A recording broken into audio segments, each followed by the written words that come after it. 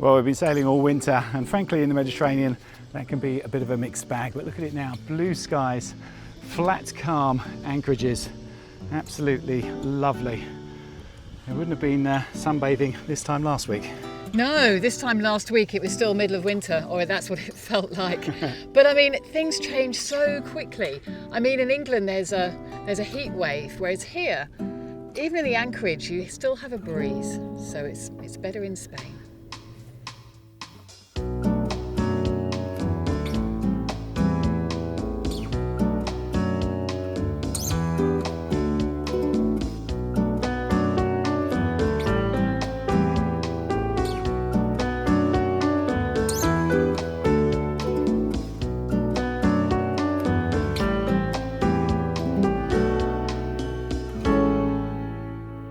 And welcome to the Balearics. Summer has finally arrived. Yes, and we are now out cruising through the islands. I forgot how lovely they were.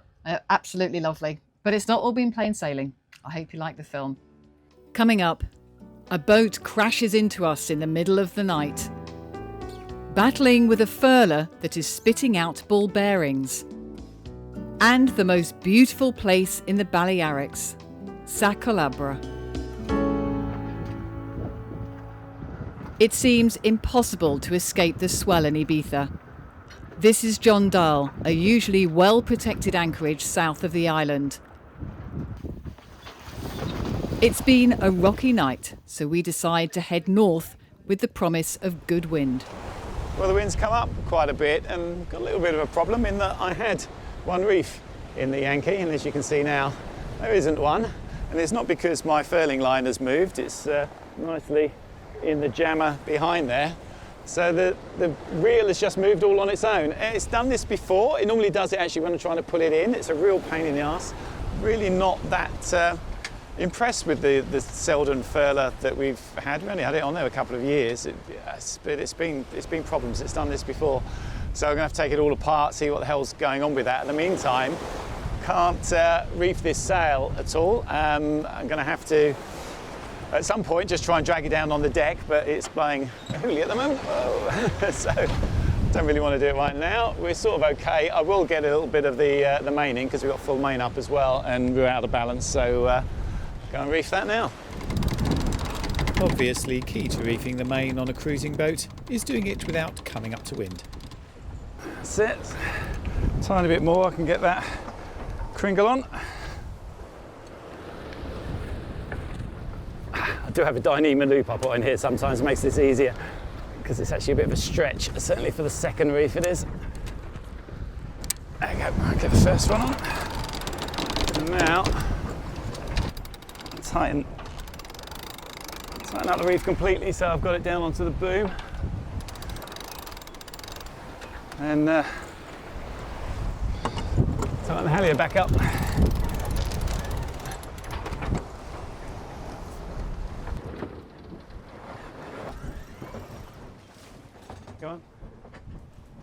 We are heading up the west side of the island because the wind is predicted to come from the east.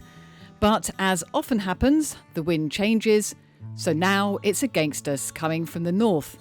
It's a bit of a battle. But at last we spot our destination, the Punta Moscata Lighthouse.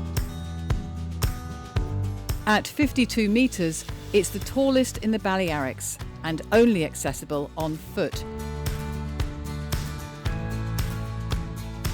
It's entirely automated and always has been since it opened nearly 50 years ago. Obviously, we're going to hike up there to take a closer look. From Cala d'Ensera, it's an hour's walk through the forest, then back along the coastline, one of the most popular hikes on the island. But first, there's an unusual building we've spotted overlooking the anchorage. I can imagine this would have been really quite a beautiful hotel tucked up here in the woods. Really quiet bay and a fantastic view. There we are. Includes Fair Isle today. And if we turn around, this would have been the swimming pool. Oh my goodness. I wonder why they abandoned it.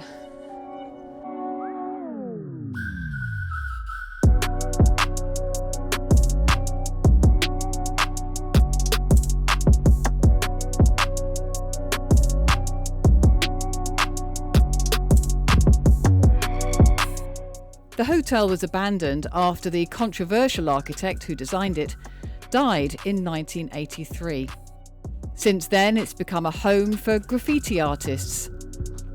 It's escaped demolition because it's now seen as an important piece of cultural heritage.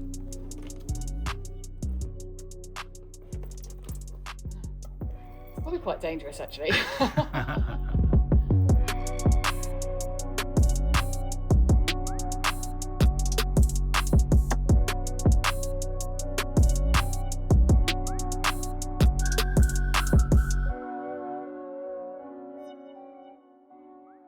It turns out there are many paths through the forest, so we take our best guess at the way. And stop to take in the view.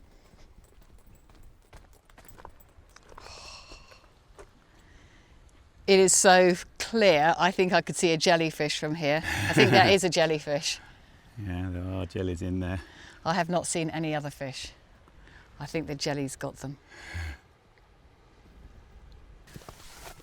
This is rosemary. It smells delicious. If you could have smell-o-vision, I'd share it with you. It's a mixture of rosemary and pine from the pine trees. Yum. Very nice. There it is. It is really tall. It is really tall and skinny. Yeah. Really tall. We obviously wanted it to be seen from Mallorca. Yeah, I think you probably could see it from Mallorca.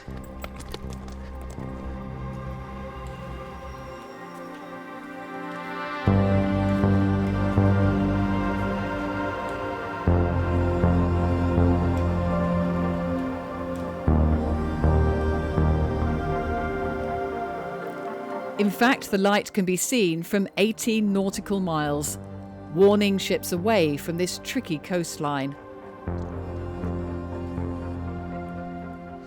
That's partly because the area is suffering from erosion. Rising sea levels and changing wave patterns are carving their way through the rock. It's a good idea not to stand too close to the edge. Our next stop before we leave Ibiza is Cala Sant Vicent, which is where we stop for some boat work. Okay, it's a little bit rolly at the moment, but I do need to have a little look at this furler. It's been a bit of a pain, as I said. It's the third time that it's had something go wrong with it. I mean, this one's 25 years old, no problem at all, but the new Furlex, it's only, 3 or 4 years old now? What happens is it comes sort of disengaged down here. I have to undo all this, find out what's down there, because there is a way of pulling that down and disengaging it so you can turn the cotton reel without turning the foil, and that's what happens by accident when it doesn't want to. You can see this is right at its end now. Luckily I had a few extra wraps on there, so once it had slipped I still had enough just about to bring the sail in. But yeah, need to sort this out, see what's going on.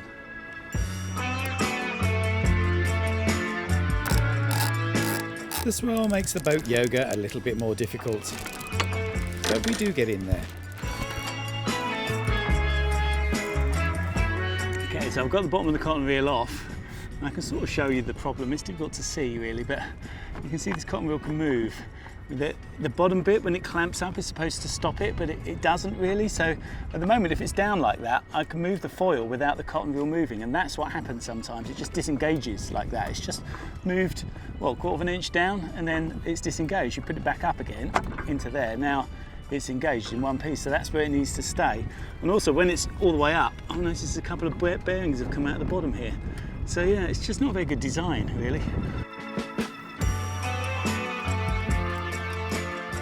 So yes, we've lost a lot of bearings from the bottom and some from the top of the bottom section as well. I can't see what's supposed to be holding all this lot together. So for now we're putting back the bearings we managed to catch, but this whole thing might need to be replaced. I hope it's still in guarantee. Then that night we are hit by another boat. It's 5 a.m, dark, and someone pulled into us while trying to get his anchor up. No one is hurt, but we have no idea what damage has been done to Fair Isle. I take the skipper's number and he sails off. Luckily, it looks like the boat only hit our rubbing strake. we see? Yeah. Is that it? I bloody hope so. Yeah. So they're gel coating the side of the rubber out there. So our green paint job lives to see another day. As we are already up, we decide to set sail ourselves to Mallorca.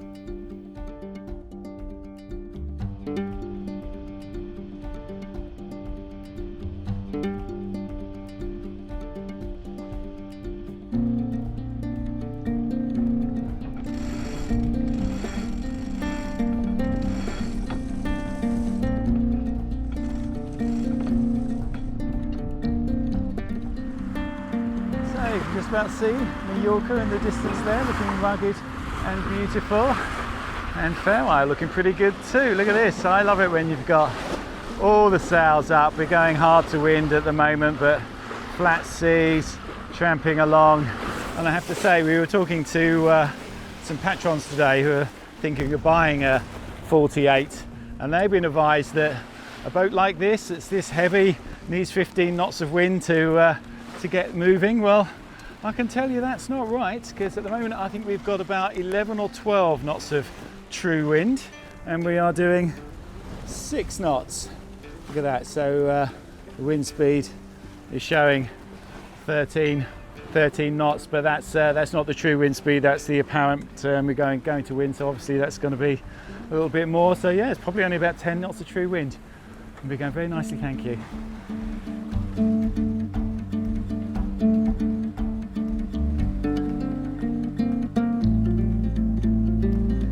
It's a 10-hour sail to Santa Ponsa, so we arrive late afternoon. It's windy, but even so we're surprised at how empty the anchorage is. In high season, this place is packed.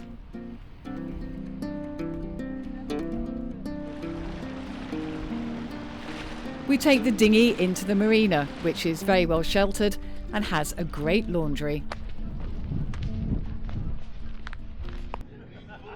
The marina is full, but mostly this is a place for people to keep their motorboats, which is good for this reason. Not many people live on their motorboats, so the laundry's all mine. Just €3 each, washer and dryer. Yeah. Perfect. While the washing is, well, washing, we climb the hill overlooking the town. There is always a hill in the Balearics. You are never more than a hike away from a great view.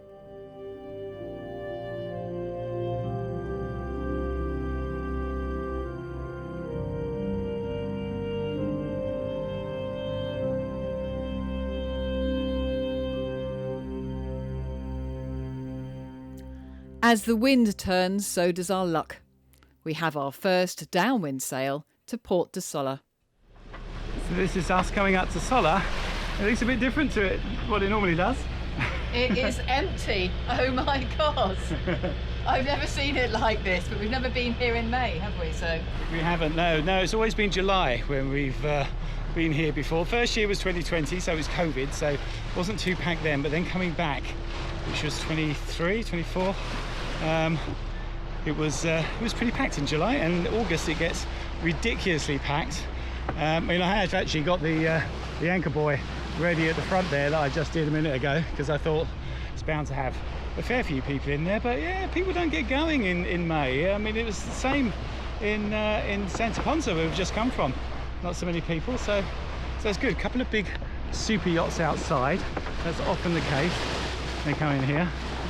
But yeah, what, 3 boats I can see in there. Normally there's, well, at least 50, probably more like 70. it is still early season, but the weather is heating up. Port de Sola is a popular town for walkers and bike riders.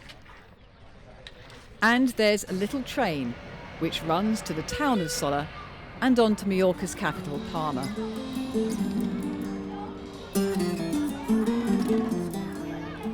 Which is where we spend the morning. Looking round the squares and narrow streets of one of the most beautiful cities in Spain.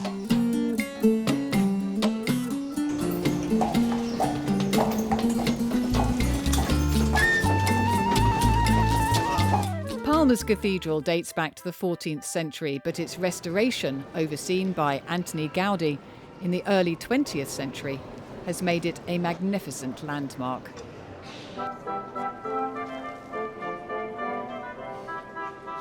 The audio guide tells you everything you need to know. The light fills the space as it floods in through over 60 windows spread around the building. Biblical scenes are depicted in the windows on the sides. The two ends of the cathedral stand out because of the rose windows, circular stained glass windows. The largest one is located in the apse, just in front of you. It is one of the largest rose windows in the world. It's called the Gothic Eye, which casts a different light in the cathedral every day.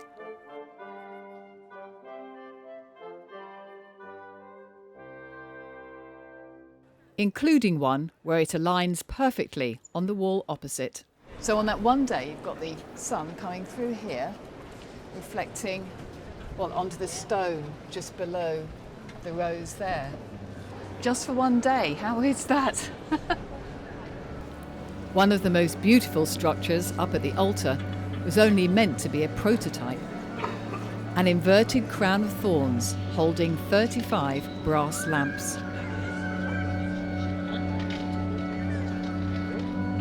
That's amazing. Century old, made of cardboard.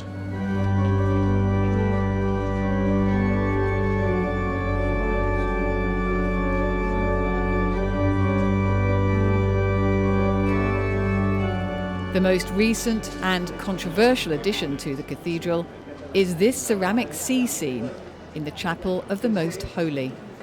Do you like it? No, I think it's completely out of keeping. I think it's fantastic. Done in 2007, I mean... Yeah, I love it. Why would you put that in the middle of a chapel? I think it's bonkers. Because it reflects the sea, the land, various stories from the Bible. I think it's really clever. Okay. The idea is to make you feel you're standing at the bottom of the ocean. And then to the airport to meet our daughter Millie, who has a suitcase. It's so heavy! It's not heavy enough. I could have got another kilogram. And none of it's mine. Well done. Yeah, Millie's brought presents. All from me, personally. Look at this, look. New ship's clock. Slight upgrade. That's cool. You need to wind it up. Where's it go? It's going to go, yeah. Well, it's not going to go there, is it? That's definitely not where it's going to go. Maybe we can finally get rid of that. No, you can't get rid of our lovely picture of you girls. Maybe you can go with that. I don't know. We'll see. We'll see on it. We'll see. With Millie on board, we are now heading to a place we've always wanted to go, Sa Calobra. You can only stay there in calm weather, and finally, we have perfect conditions. We arrive on a beautiful evening to a flat anchorage. Just lovely.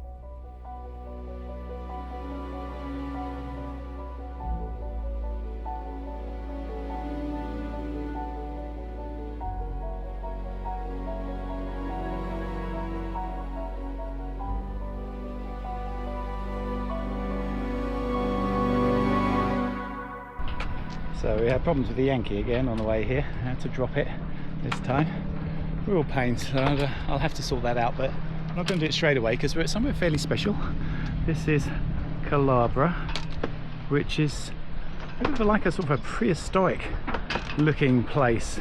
Massive cliffs, very touristy. There's a trail that comes all the way through here, through a tunnel to this beach, which at the moment is packed with people. So we will wait until the people have gone to go ashore and have a place to ourselves. It's the beauty of having a boat. And before that, I'm going to go and do a bit of foil boarding. You did a bit of foil boarding, Mills? I think that's a no. She's a surfer. I don't know why she doesn't want to do foil boarding. I don't know what's the problem with foil boarding. But yeah, our friend Mark, who's back here with the nice big Fontaine Pajot, has all sorts of foiling toys to play with. Steve's always wanted to go foil boarding. But there are some points to be aware of. You know, it's all carbon fibre, so every bit is sharp. Yeah. The propeller has a guard around it, but you don't want to keep your fingers and toes out of there when it's in action, obviously. Yeah. And when you fall off, because you will fall off, make sure you go for either side of the board. Yeah. The last bit of balance you've got left, don't try and save it. Just be courteous and just laugh about it and fall off. Yeah, just got to throw yourself to the side because it's going to go up. Yeah, just go either port or starboard off it or off the stern. Try never to go over the front. Oh, right. Yeah. All right, because it will potentially run you over as well. Yeah. If you still got the trigger going. So you just want to go either side of it. Yeah. Yeah. So to start with, it'll want to go like this. Yep. Towards the sky. Yep. You need to keep the board. The wing only works when it's running level in the water. Yep. You've got to try. So you've got to try and keep that board horizontal. Yeah. When the board's horizontal, yeah, the wing will be horizontal. Then it's working like similar to an airplane wing. Yeah. So you have to load up the nose to get when you get going. You load up the nose, and when you feel yourself on the plane, yeah, you know, if you're in a sport boat on the plane, you can back off a little bit of weight on the nose. Yeah. Yeah. Yeah. So what's the foot positioning here? Are you sort of diagonally across? Don't worry about that. We'll cross one bridge. Okay. Right.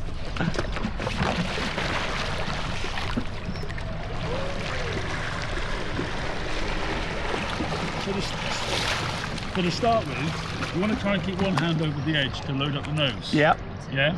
And all I want you to do is basically just lie on the board. Yep. And drive it around. Yep. So you have to move forward a little bit.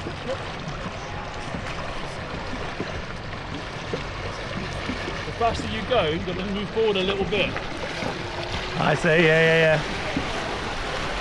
Well, you go quite fast before it gets any lift, though. That's all I want you to do. Yeah, okay. Oh, here we go. Look at that. And the magic happens. It does look freaky to me. Jeez, so good. I want you to do it for a minute. Cool. We'll chase you around in the boat. There you go. Have a go driving around now. Okay, well that looks easy. Let's just jump on and ride around.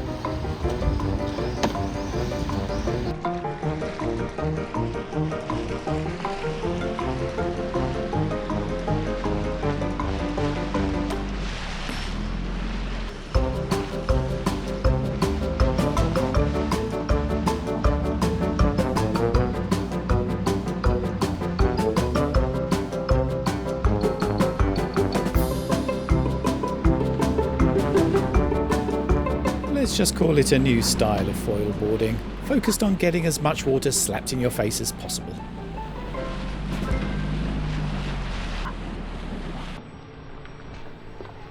And here's Mark with the boring old-fashioned way of doing it. Thanks, Mark. Very much enjoyed that.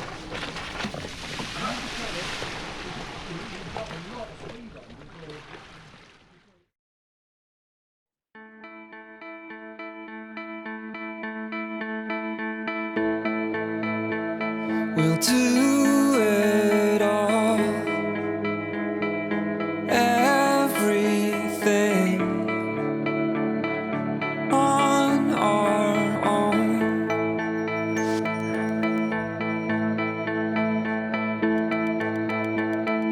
We don't need anything or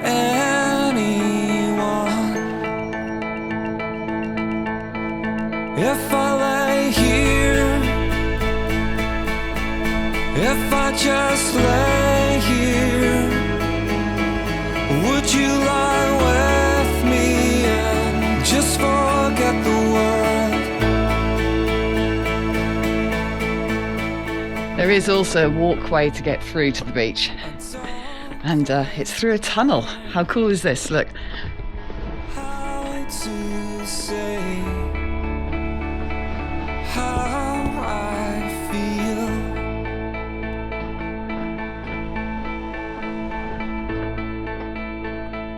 Those 3 words are said tried too much, they're not enough.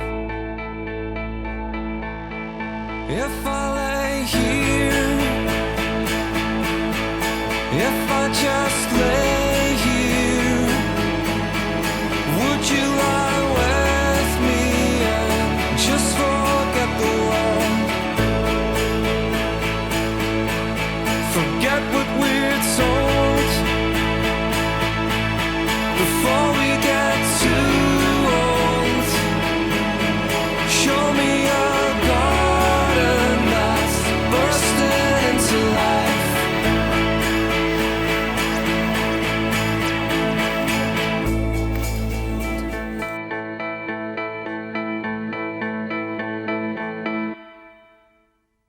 Yeah, such a lovely place. They call it Mallorca's Jurassic Park. It is like that. You can walk for miles up the ravine, but it's a bit overgrown. I think most of the tourists that come just sort of have there for an hour or two and they just hang out on the beach. But of course, you know, with us, we can stay there with the yacht overnight. Really nice to have those conditions. Yeah, we were very, very lucky. And we did get up early in the morning, honest, just not as early as the photographers that were out there taking a picture of a chest. Yes, I don't know why. But a fantastic backdrop for it, and a great backdrop for the foil boarding. Yeah. That was fiendishly Well difficult. done. I thought you did really well. It really wasn't. I could not get up on that thing. I mean, the thing is, you can do it for about 15 minutes and then you're knackered. So, and it takes a couple of goes, I think, to do it, because the balance is critical. But once it's up and you're going, I think Mark says it's very stable then, because you're going fast and it's, you know, it's got that stability. But it's very tippy, you know, until you're up and going. So it's crucial, that sort of getting up. I think it'll help if you're a surfer, because they're into that sort of getting up quick. Is Mark just I've an never done expert? surfing. Really quick. Oh, absolutely brilliant. He's been doing it for years. He can just do it. It's great. But the downside of this last couple of weeks is getting hit. It was just a real shock. It was, yeah, middle of the night. So it woke us from a deep sleep, big hit. Yeah. I mean, how idiotic do you have to be to pull your anchor up into somebody else? It was flat calm, no wind. They just basically winched themselves into the side of us. I mean, some people should not be in charge of a boat. So, you know, really, really bad. But yes, no damage done to us. Luckily, we've got that really thick rubbing strake. So yeah, exactly. I mean, it had a lot of their white gel coat in it. So I think it probably did. Anyway, they got off and set off, and then we did as well. So we got there early, didn't we? Got to Solar earlier than we thought. We had a nice sail because Santa of it. Ponza. We did, yeah. It was the sail across because it was forecast no wind, but actually the wind came up early, so we were actually glad to get going early. And we sailed 90% of it. It was very nice. We've been very lucky with the sailing. It's been we haven't had a lot of wind, but it's been enough to get us going. Yeah, and nice now that Millie's along, because you've got the calm anchorages, you've got the nice places that you could go to see in just really nice weather. So this is lovely exploring holiday weather. Yeah, we will be doing more holiday stuff, I think, probably in the next couple of weeks, because we have more children coming out as well. Yes. But it's good for us, because usually we're a bit boring and we just stay on the boat and do boat stuff, whereas they say, no, let's go and try this really great restaurant. Yes. And we do. Yes, we have. We've seen a lot of good stuff. So there's a lot of stuff coming up in the next week or so, a lot of exploring to be done. So thank you very much to our patrons, thank you to our subscribers, and thank you for watching. Thanks for watching.